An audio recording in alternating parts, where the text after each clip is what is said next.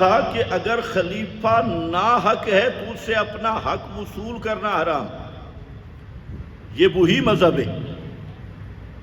اور حضرت معاویہ رضی اللہ تعالیٰ عنہ اگر خلیفہ ناحق تھے تو پہلا جرم تو حضرت حسن کا بنتا ہے، اور حضرت حسین کا بقول ان کے کہ ایک نااہل آدمی کو انہوں نے خلافت کیوں دی۔ پھر صرف خلافت نہیں، ان کے ہاتھ پہ بیعت کی، اور ان سے تا حیات حضرت حسن بھی، اور جب تک حضرت معاویہ رضی اللہ تعالی عنہ زندہ رہے حضرت حسین رضی اللہ تعالی عنہ نے جو عہد کیا تھا اس پر قائم رہے اور اس پر وفا کی، اور اسی طرح وظائف، اسی طرح جو شرائط طے ہوئی تھی وہی مکمل ہوئی۔ تو میرا سوال یہ ہے اس فساد نقوی سے کہ حضرت معاویہ تو کہتے ہیں قابل تکریم نہیں، میں تیرے جیسے خنزیر کی مانوں یا حضرت حسن کی مانوں، حضرت حسین کی مانوں؟ حضرت حسن حسین دونوں شہزادے حضرت معاویہ کو اہل سمجھ کے ان کے ہاتھ پہ بیعت کر رہی، اور ان کی خلافت اپنے ہاتھ سے ان کو خلیفہ بنا رہی ہے، بیعت کر رہے ہیں، اپنا امام مان رہے ہیں۔ اور پھر تیرا یہ کہنا کہ حضرت معاویہ تو قابل تکریم ہی نہیں اور قابل تعظیم بھی نہیں، تو یہ اعتراض حضرت معاویہ پہ نہیں ہے، یہ اعتراض حضرت حسن پہ اور حضرت حسین پہ، اور صرف حضرت حسن و حسین پہ نہیں، خود رسول اللہ صلی اللہ علیہ وسلم پہ اعتراض۔ معروف حدیث، صحیح حدیث جس میں بخاری کے اندر موجود حضرت حسن رضی اللہ تعالیٰ عنہ کو نبی کریم صلی اللہ علیہ وسلم اٹھا کے فرماتے ہیں ان ابنی ھذا سید۔ آپ منبر پہ بیٹھے اور ایک نگاہ سامعین کی طرف ہے اور ایک نظر حضرت حسن کی طرف ہے، اور منبر پہ تشریف فرمائے اور صحابہ کرام کو بتا رہے ہیں ان ابنی ھذا سید، کہ یہ میرا بیٹا حسن یہ سردار بیٹا ہے، سید بیٹا ہے، سردار بیٹا ہے۔ اور وہ سرداری کیا، توجہ، وہ سرداری کیا؟ فرمایا یہ وہ میرا بیٹا ہے کہ اللہ رب العزت مسلمانوں کی دو عظیم جماعتوں کے درمیان اس کے ذریعے صلح کروائیں گے، اس کے ذریعے صلح کروائیں گے۔ مسلمانوں کی دو فئتین عظیمتین، دو عظمت والی جماعتیں، ان کی صلح کا یہ باعث بنے گا۔ اور وہ صلح کی صورت کیا ہوئی؟ صلح کی صورت یہ ہوئی کہ حضرت حسن باوجود ہزاروں افواج کے ہوتے ہوئے اور سارا ساز و سامان ہوتے ہوئے حضرت حسن نے حضرت معاویہ کے ہاتھ پہ بیعت کر کے مسلمانوں کی دو عظیم جماعتوں میں صلح کا سبب بن گئے۔ تو اس پہ تو محمد مصطفیٰ صلی اللہ علیہ وسلم خود خوشی کا اظہار کر رہے ہیں، حضرت حسن کی تعریف کر رہے ہیں۔ اور اگر حضرت معاویہ قابل تکریم ہی نہیں تو پھر ان کو خلافت دینا یہ بزدلی ہے یا سیادت اور سرداری ہے، یا یہ کوئی نیک نامی ہے؟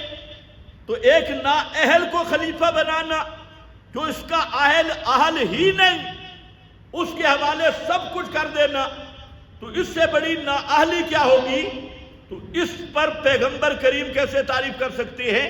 تو اس لیے یاد رکھو حضرت معاویہ پہ اعتراض کرنا یہ حضرت حسن حسین پر بھی اعتراض ہے، اور یہ محمد الرسول اللہ پہ بھی اعتراض ہے۔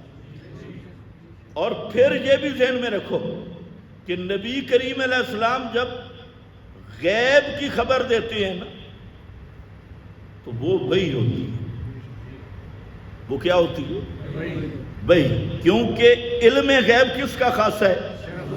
صرف اللہ کا. اللہ جو بات بتائیں مستقبل کی، پیغمبر کریم وہ امت کو بتاتی. تو یہ جو آپ نے پیشین گوئی کی یہ اللہ نے بتائی تھی.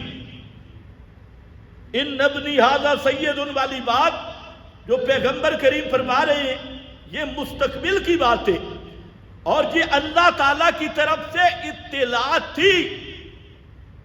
تو اب یہ جواد یا فساد نقوی کا اعتراض حضرت حسن پہ بھی، حضرت حسین پہ بھی، اور خود رسول اللہ پہ بھی، اور خود اللہ پہ بھی.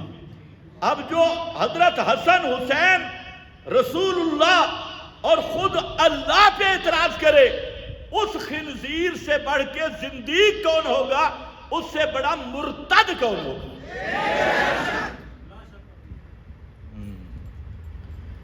یہ وہ لوگ ہیں. اور حیرانگی کی بات ہے کہ ان سے کوئی پوچھے بھئی یہ تم محرم بیان کر رہے ہو، تم نے تو فیسیں لینی ہے محرم کے جھوٹ سنا کے، جھوٹی کہانیاں بنا کے، تمہارا کاروبار تو اس پہ چلتا ہے. اور کربلا کا تعلق کیا حضرت معاویہ کے ساتھ؟ حضرت معاویہ تو پہلے دنیا سے چلے گئے، تو کربلا کا کیا تعلق ہے؟ او جی انہوں نے یزید کو ولیعہد بنایا تھا نا.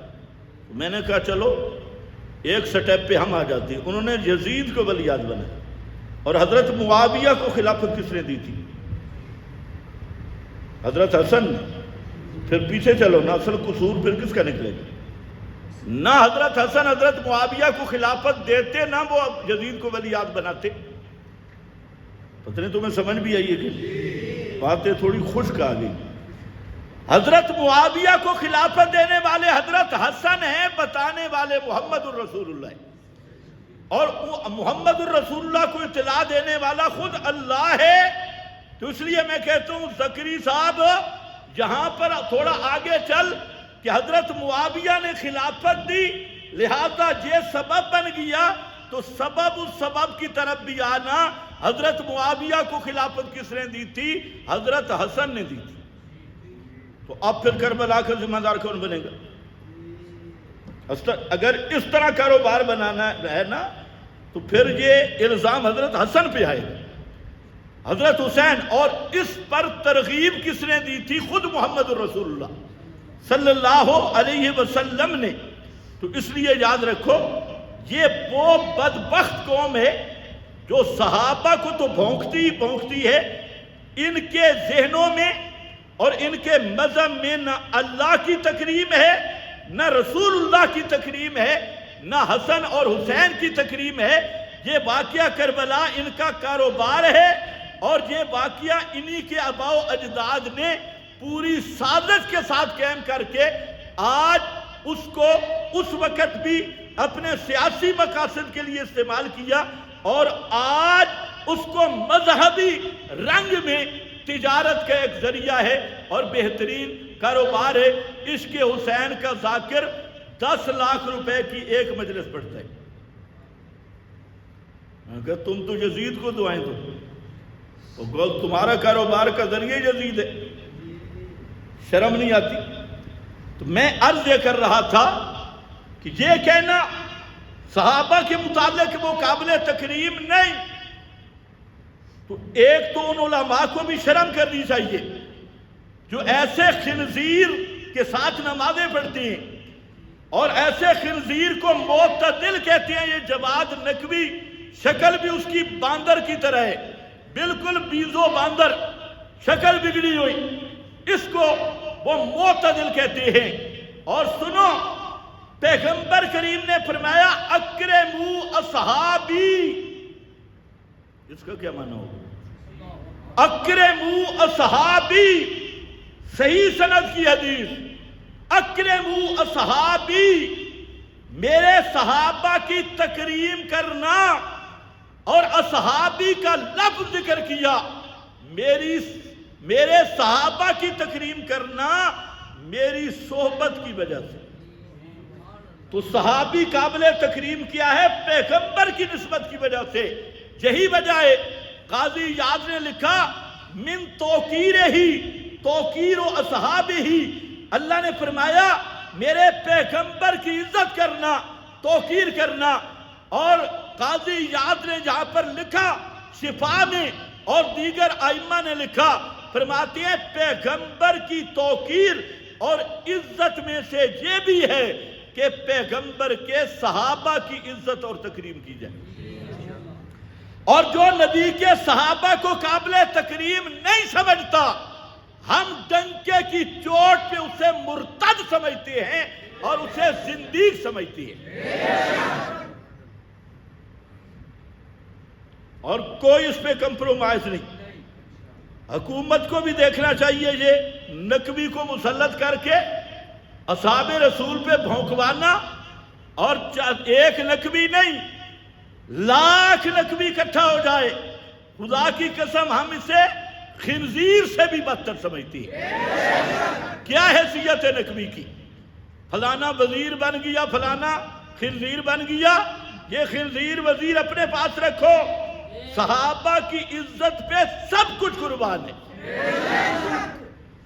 اکرموا اصحابی، فرمایا اوصیکم فی اصحابی، اوصیکم، میں تمہیں وصیت کر رہا ہوں اپنے صحابہ کے متعلق، لا تسبوا اصحابی، میرے صحابہ کو بکواس نہ کرنا، لا تسبوا اصحابی، میرے صحابہ پہ تبرہ نہ کرنا، اللہ اللہ فی اصحابی، اتقوا اللہ، اتقوا اللہ فی اصحابی، میرے صحابہ کے معاملہ میں اللہ سے ڈرنا، اتقوا اللہ، اللہ، علماء جانتے ہیں جہاں اللہ سے پہلے فعل کو حذف کر دیا ہے، اور فعل کو حذف کیا جاتا ہے مقام تحذیر پہ، اور یہ وہ مقام تحذیر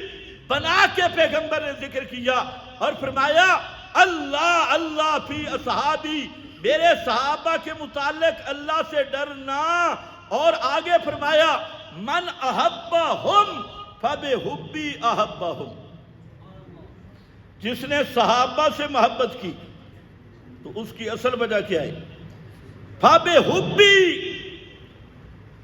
اصل اس کے دل میں میری عزت ہے، میری محبت ہے، بمن ابغضہم فببغضی ابغضہم، اور جس نے صحابہ سے بغض رکھا اس خنزیر کے دل میں میرا بغض ہے، اور میرے بغض کو وہ ظاہر کر رہا ہے اصحاب رسول پہ تبرہ کر کے اور صحابہ کا نام استعمال کر کے، من ابغضہم فببغضی ابغضہم، فرمایا من آذاہم فقد آذانی، جس نے صحابہ کو بک بک کیا، تکلیف دی، ان کے شان کے خلاف بات کی، اس نے میری شان کے خلاف بات کی، وَمَنْ آذانی فقد آذ اللہ، جس نے میری توہین کی اس نے اللہ کی توہین کی۔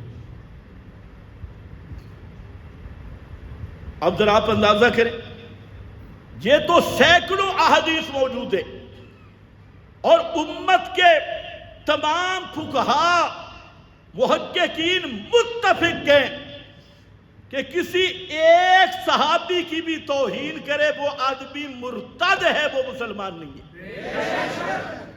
یہ جو کچے کچے مولوی ہے نا، ملا علی قاری کو پڑھنے والے، ملا علی قاری لکھ گیا کہ فلانا لکھ گیا، اور کچیاں باتیں مت کرو، محققین کو دیکھو، ہزار ملا علی قاری ہو، امام ابو ذرہ کے مقام کو نہیں پہنچتا، اور یہ تمہارے چھوٹے چھوٹے مولوی بھی اسی چکر میں ہیں جی، شیخ عبدالحق یوں لکھ گیا، فلانا یوں لکھ گیا، چھوڑ شیخ عبدالحق کو میں نہیں جانتا، شیخ عبدالحق کون ہے، ملا علی قاری کون ہے، یہ چھوٹے چھوٹے مولویوں کو ہم نہیں پہچانتے، یہ کون ہے؟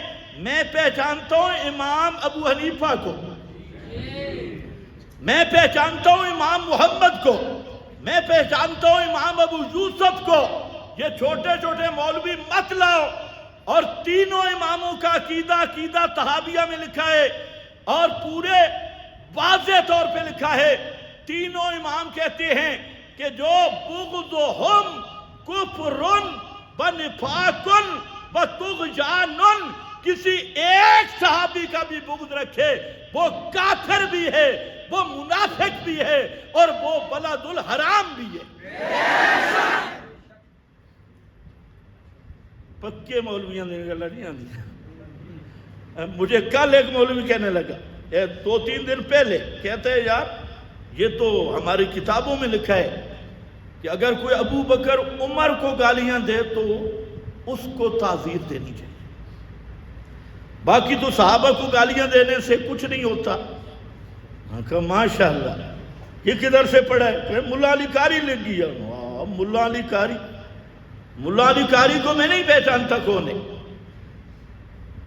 ملا علی قاری سے ہزاروں درجے بڑے امام ابو حنیفہ، امام ابو یوسف، امام محمد کی بات سن اور اپنا عقیدہ صاف کر، اور امام ابو زرع الرازی، یہ ان سب تیرے جتنے مولوی ہزار پیش کر، ان سب سے بڑے مولوی وہ کہتے ہیں کہ کوئی آدمی ایک صحابی کی بھی تنقیص کرے فَعَلَّمْ أَنَّهُ زِنْدِيقٌ، تو پکا فتوہ لگا کہ یہ پکا مرتد اور زندیق ہے۔ اور کہ ہمارے علماء دیوبند تکفیر نہیں۔ ایک مولوی نے لکھا، کراچی کے شیخ الاسلام ہے، انہوں نے فرمایا کہ ہمارے دارالعلوم اور میرے والد صاحب کا مزاج یہ ہے کہ ہم ان کی تکفیر نہیں کرتے۔ انداز دیکھو، میرا اور میرا والد صاحب، دین تو اور تیرا والد ہے، تیرا اور تیرے والد کا نام اسلام ہے۔ اور بھائی کتاب و سنت کی بات کر شیخ الاسلام صاحب، میرا والد کہ ہمارا دارالعلوم، ان کا مزاج ہے کہ ہم انہیں کافر نہیں سمجھتے۔ ان کا بھائی تھا، فوت ہو گیا، وہ کہتا کہ یہ پکے مسلمان ہیں اس لیے کہ پاکستان بنانے میں ہمارے ساتھ، یہ مفتی اعظم پاکستان، کیا پاکستان بنانے میں ہمارا ساتھ دیا، یہ دلیل ہے اسلام، جو پاکستان بنانے میں ہمارے ساتھ۔ اور یہ بھی حضرت صاحب فرما رہے، میں نے کہا میں نہیں جانتا تیرے والد کو، نہ تجھے، میں جانتا ہوں امام مالک کو۔ امام مالک فرماتے ہیں تو اور تیرے والد جیسے لاکھوں جمع ہوں، امام مالک کے تخنے تک نہیں پہنچ سکتے۔ امام مالک قرآن کی آیت پڑھ کے لِيَغِيظَ بِهِمُ الْكُفَّارِ، یہ آیت پڑھ کے امام مالک فرماتے ہیں جو صحابہ کا بغض رکھتا ہے وہ آدمی کافر ہے، اور اسے قرآن کافر کہہ رہا ہے۔ کون کافر کہہ رہا ہے؟ قرآن۔ پریشان ہو گئے، قرآن کافر کہہ رہا ہے۔ یہ میرا فتویٰ تو نہیں، کہتے ہیں یہ بزرگوں کو نہیں مانتا، تمہارے چھوٹے چھوٹے بزرگوں کو مانوں یا بڑوں کو مانوں؟ امام مالک قرآن پڑھ کے کہتے ہیں لِيَغِيظَ بِهِمُ الْكُفَّارِ، یہ آیت بتلا رہی ہے کہ جو کسی صحابی کا بغض رکھے وہ آدمی کافر ہے، وہ مسلمان نہیں۔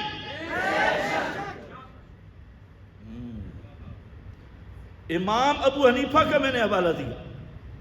یہ جو ملا ہمیں گالیاں دینے والے ہیں نا، یہ بھی تنہائی میں سوچیں کہ تم کس کیمپ میں جا رہے ہو۔ میں نے امام ابو یوسف کا حوالہ دیا، امام محمد کا حوالہ دیا۔ عقیدہ طحاویہ میں عبارت نہ ہو میں ذمہ دار۔ اور امام مالک کا یہ فتویٰ 20 کتابوں میں موجود ہے۔ امام قرطبی نے اور بڑے بڑے ائمہ نے، سید محمود آلوسی بغدادی نے اپنی تفسیر میں، امام قرطبی نے اسی آیت کی تفسیر میں امام مالک کا یہ فتویٰ نقل کیا اور اس سے استدلال کیا اور تعریف کی۔ تو حاصل یہ وجہ اس کی یہ ہے جو کسی ایک صحابی کو بھی بکواس کرتا ہے وہ جواد نقوی ہو یا فساد نقوی ہو جو صحابہ کو قابل تکریم نہیں سمجھتا، اس خنزیر کو ہم مسلمان نہیں سمجھتے۔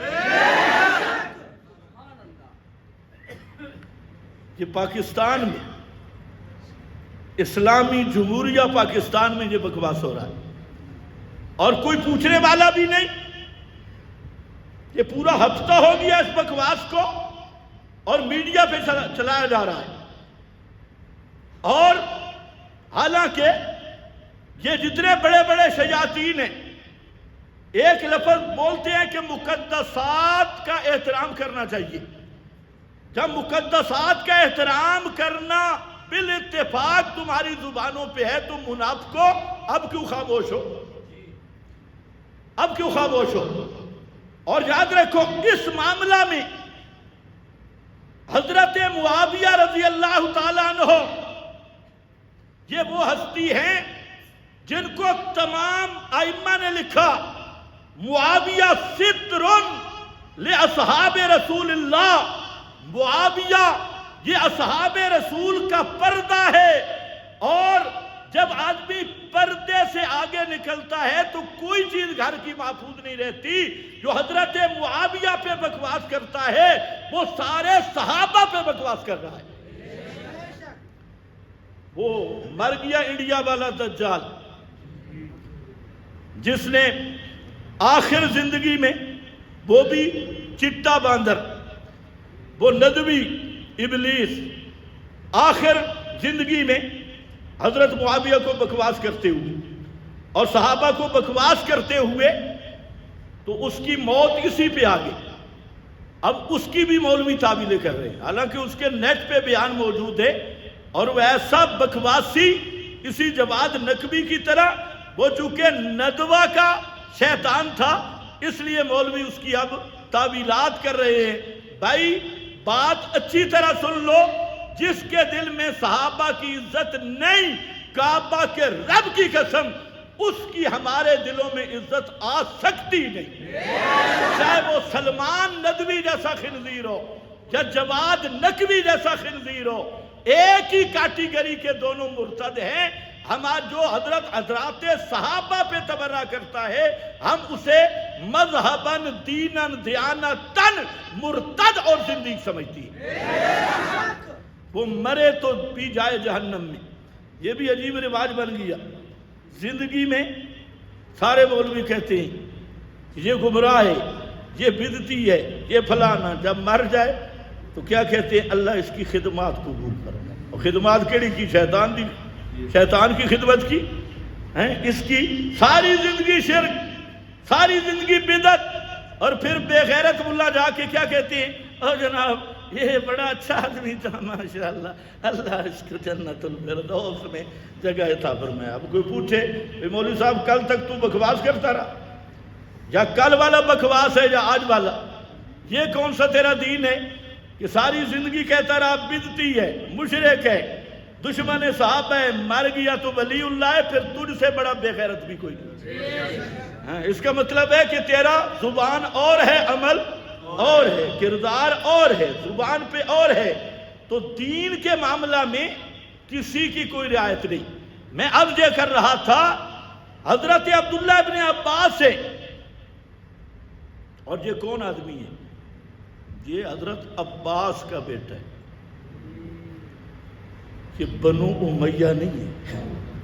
آج کل کئی لوگ بنو امیہ تو بنو ہاشم کا تقابل کرتے ہیں۔ یہ حضرت ابن عباس، یہ نبی کریم صلی اللہ علیہ وسلم کے چچا عباس کا بیٹا ہے، اور یہی وہ ابن عباس ہے جس کے متعلق پیارے پیغمبر نے تہجد کے وقت دعا کی تھی۔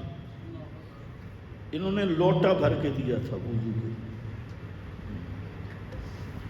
تو آپ نے دعا کی اللہم علمہ التعبیر، اللہ اسے قرآن کا مفسر بنا۔ معلوم ہوتا ہے قرآن کے علم سے بڑی نعمت کوئی نہیں، سب سے بڑی نعمت قرآن کا علم ہے۔ پیغمبر نے اپنے چچا کے بیٹے کو تہجد کے وقت اسی کی دعا دی۔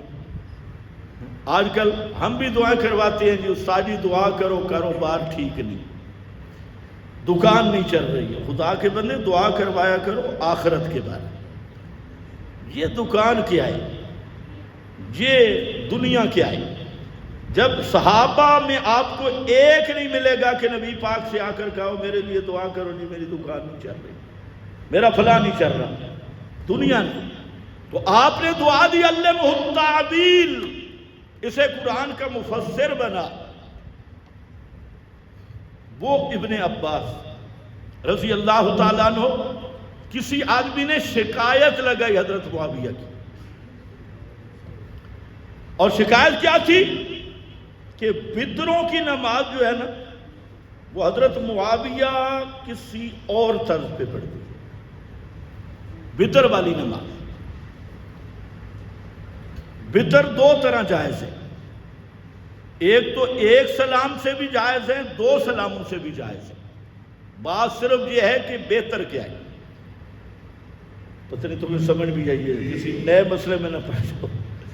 دو سلاموں سے بھی جائز، ایک سلام سے بھی جائز ہے۔ تو بہرحال ایک سلام دو سلام کا مطلب دو رکعتیں پڑھ کے سلام پھیرنا، ویسے ایک طرف والا سلام نہیں مراد، اور پھر ایک رکعت پڑھنا، اس طرح بھی جواز میں کسی کا اختلاف نہیں ہے۔ دو رکعتیں پہلے مکمل کر کے ایک بعد میں پڑھنا، بعض ائمہ اس کے قائل بھی ہیں اور عامل بھی۔ یہ وہ مسائل ہوتے ہیں جو جن کو فروعی مسائل کہا جاتا ہے، ان پہ کوئی گرفت نہیں۔ ایک آدمی نے ابن عباس سے شکایت کر دی حضرت معاویہ کے وتر کی، کیونکہ صحابہ کا معمول تھا 3 وتر پڑھنا، اور اسی طرز پہ انہیں کہا حضرت معاویہ تو یوں وتر پڑھتے۔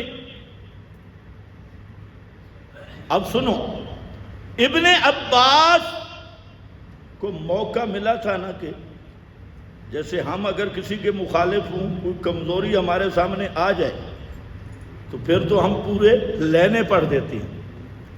تو اب آدمی شکایت لگا رہا ہے وہ وتر یوں نہیں پڑھتے جیسے عام لوگ پڑھتے ہیں۔ حضرت ابن عباس کے 2 لفظ بخاری میں موجود ہیں، اور ان کو اگر نوٹ کر لو تو انشاءاللہ سارے اشکالات ان لفظوں میں ختم ہو جائیں گے۔ حضرت ابن عباس کا پہلا لفظ ہے دا انہو قد صاحب رسول اللہ، خبردار حضرت معاویہ پہ اعتراض نہ کرنا، وجہ یہ ہے قد صاحب رسول اللہ، وہ پیغمبر کا صحابی ہے، اور پیغمبر کے صحابی پہ اعتراض نہ کرنا، یہ کون کہہ رہا ہے؟ حضرت عبداللہ ابن عباس۔ اب اس جواد خنزیر کو کون سمجھائے، نقوی شاب کو کون سمجھائے کہ تو زیادہ سمجھائے شریعت کو یا ابن عباس زیادہ سمجھائے؟ حضرت ابن عباس حضرت معاویہ کو زیادہ جانتا ہے، یا تو جہاں لاہور کی پیداوار اور لاہور کا کاروبار تو حضرت معاویہ کے متعلق صحیح معلومات رکھتا ہے؟ پیغمبر کا صحابی ابن عباس وہ کہتا کیا ہے؟ دا انہو قد صاحب رسول اللہ، خبردار معاویہ کے بارے میں بات نہ کرنا، معاویہ نبی کا صحابی ہے۔ یہ وہی بات آ گئی، نبی کا صحابی ہے، اکرمو و صحابی، ان کے بارے میں بات نہ کرنا۔ اور دوسرا لفظ کہا انہو فقیہ، انہو فقیہ، معاویہ پہ اعتراض نہ کرنا، معاویہ فقیہ ہے۔ بولو کیا ہے؟ فقیہ، صحابی بھی ہے اور فقیہ بھی ہے، دین کو سمجھنے والا ہے، تجھ سے زیادہ سمجھنے والا ہے، اور یہ فقہا صحابہ کرام میں سے ہے، صحابی بھی ہے فقیہ بھی ہے، اس لیے خبردار اس پہ اعتراض نہ کرنا۔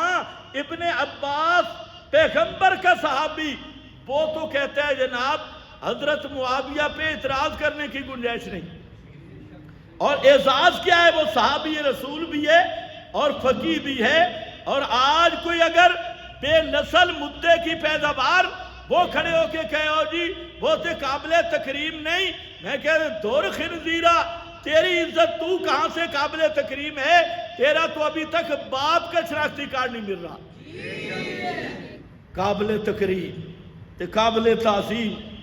اور یہ تو وہ باتیں تھی جو تمہیدی تھی. اصل بات تو یہ ہے کہ صحابہ وہ ہے نا جن کے بارے میں قرآن نے کہا وَلَٰكِنَّ اللَّهَ حَبَّبَ إِلَيْكُمُ الْإِيمَانَ. یہاں تو راویوں کی بات بھی نہیں. وَلَٰكِنَّ اللَّهَ حَبَّبَ إِلَيْكُمُ الْإِيمَانَ وَزَيَّنَهُ فِي قُلُوبِكُمْ. فرمایا لیکن اللہ نے حبب الیکم الایمان، تمہاری طرف ایمان کو ایسا محبوب بنا دیا اور ایمان ایسا پکا کر دیا. الزمہم کلمۃ التقوی کتب فی قلوبہم الایمان. ان کے دلوں میں اللہ نے ایمان کو رچا بسا دیا. وَزَيَّنَهُ فِي قُلُوبِكُمْ. زینہو، ایمان خود خوبصورت ہے، نور ہے نا، ایمان نور ہے. کہنا یہ چاہیے تھا کہ تمہارے دلوں میں ایمان آیا، تمہارے دل خوبصورت ہو. یہ انداز نہیں رکھا. فرمایا تمہارے دلوں، صحابہ کے دلوں میں ایمان آیا، ایمان سونا ہو گیا. زینہ، ایمان کو خوبصورت کر دیا. ایمان سونا لگ گئی صحابہ دے دل چے. زینہ فی قلوبکم. یہ نہیں فرمایا کہ ایمان ان کے دلوں میں آیا دل سونے ہو گئے، نہیں. فرمایا ان کے دل اتنے خوبصورت تھے کہ ایمان آیا ان کے دلوں میں، ایمان کو زینت مل گئی، ایمان سونا ہو گیا. زینہ فی قلوبکم. اور فرمایا 3 چیزوں کی گارنٹی لے لو. 3، یہ قرآن ہے. 3 چیزیں صحابہ کے متعلق یہ کنفرم کر لینا. کرّا الیکم الکفر والفسوق والعصیان. فرمایا 3 چیزیں یہ اصحاب پیغمبر کے قریب نہیں آ سکتی. کفر، فسق اور عصیان، نافرمانی. یہ 3 چیزیں اصحاب رسول کے قریب نہیں آ سکتی. یہ قرآن کی گارنٹی ہے اور یہ عارضی طور پہ نہیں. اولئک ھم الراشدون. یہ قیامت آ جائے گی ہمیشہ یہ 3 چیزیں اصحاب پیغمبر کے قریب نہیں آ سکتی. ایمان اس طرح محبوب بنا دیا گیا کہ کسی صحابی سے کفر بھی نہیں صادر ہو سکتا، فسق اور عصیان کو بھی دور کر دیا. یہ قرآن کی شہادت ہے. اب قرآن کے مقابل کتابڑیاں مانو گے. مولوی تو کہتے ہیں جناب تاریخ کی بات سنو. ایمان اور عقیدے کا مسئلہ یہ ہے کہ قرآن مقدس کی نسختی کے مقابل بخاری اور مسلم بھی حجت نہیں.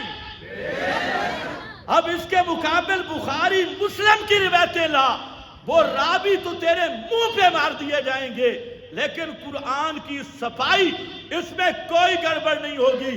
اس لیے قرآن نے گارنٹی دے دی صحابی کے قریب کفر بھی نہیں آ سکتا، فسق بھی نہیں آ سکتا، عصیان بھی نہیں آ سکتا.